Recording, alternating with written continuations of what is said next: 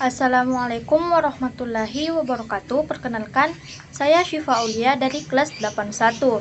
Nah, pada video ini saya akan menjelaskan materi mengenai alat-alat optik. Apa saja alat-alat optik itu?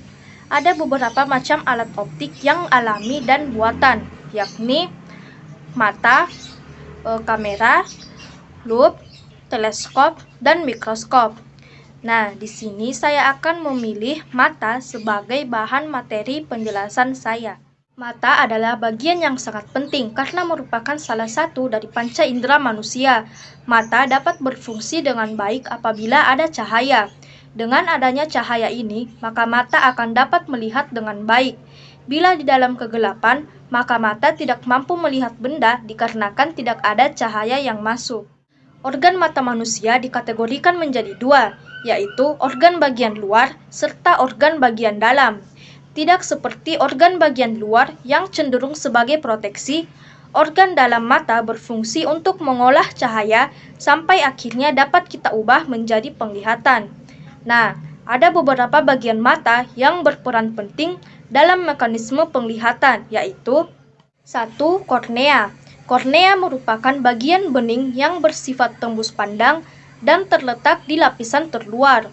Kornea berfungsi sebagai tempat masuknya cahaya pertama kali, sebelum akhirnya cahaya dapat masuk ke sel-sel penerima di bagian dalam mata. 2. Pupil. Pupil yang merupakan bagian lingkaran hitam di bola mata kita, sebenarnya adalah tempat lewatnya cahaya ke dalam mata. Pupil berfungsi untuk mengatur banyak sedikitnya cahaya yang masuk. Misalnya, ketika kita terpancar banyak cahaya, maka secara otomatis pupil akan mengecil, sehingga cahaya yang masuk ke dalam mata tidak terlalu banyak, begitu pula sebaliknya. Nah, yang ketiga ada iris. Iris merupakan bagian berwarna yang berada di sekitar pupil. Fungsi dari iris ini untuk memberikan warna pada mata, dan setelah itu mengatur besar kecilnya pupil dengan tujuan untuk membatasi jumlah cahaya yang masuk ke dalam mata. Kalau kita melihat orang yang punya warna mata berbeda, nah, iris inilah yang berperan memberi warna pada mata. Maka dari itu, iris terkadang disebut sebagai selaput pelangi. Yang keempat, ada retina atau selaput jala. Retina adalah lapisan sangat tipis yang peka terhadap cahaya. Posisinya berada di dinding paling dalam yang berfungsi untuk menangkap bayangan benda.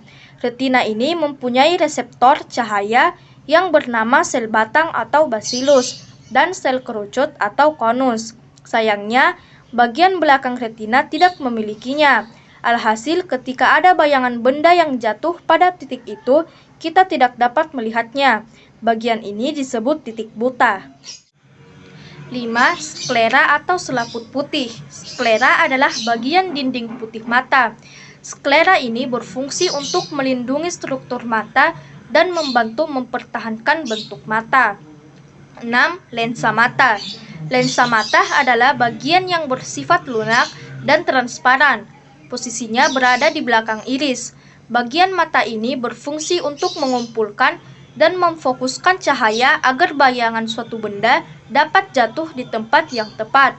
Uniknya, lensa mata ini punya kemampuan yang disebut sebagai daya akomodasi. 7. Saraf optik. Saraf optik ini berfungsi untuk meneruskan informasi visual benda yang diterima retina menuju ke otak. Nah, saraf optik inilah yang membuat kita dapat mengetahui bagaimana bentuk suatu benda yang kita lihat. Oleh karena itu, jika saraf optik ini rusak, maka kita tidak akan bisa melihat. 8. Koroid. Koroid adalah dinding mata yang berfungsi sebagai penyuplai oksigen dan nutrisi untuk bagian-bagian mata yang lain, khususnya retina. Koroid biasanya berwarna coklat kehitaman atau hitam.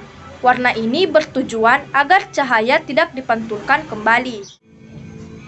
Nah, yang terakhir ada titik buta. Titik buta adalah bagian yang berfungsi untuk meneruskan dan membelokkan berkas saraf menuju otak. Di bagian mata ini tidak ada sel-sel yang peka terhadap rangsangan cahaya. Itu artinya ketika ada bayangan benda yang jatuh ke titik ini, kita tidak akan bisa melihatnya.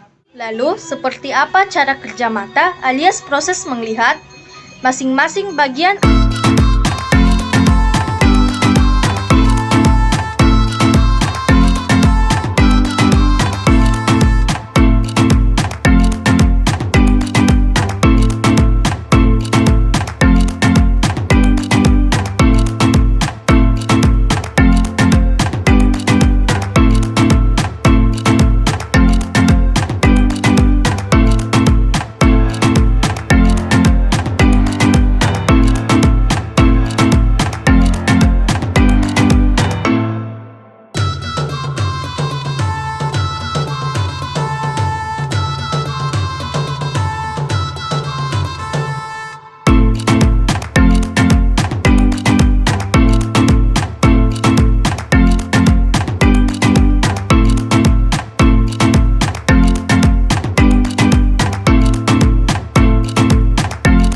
itulah bagian-bagian anatomi mata beserta fungsi dan cara kerjanya yang wajib kita ketahui.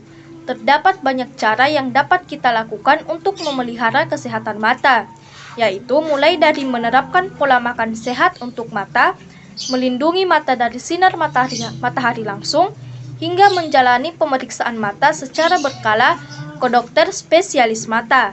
Demikian penjelasan saya mengenai alat-alat optik. Wassalamualaikum warahmatullahi wabarakatuh.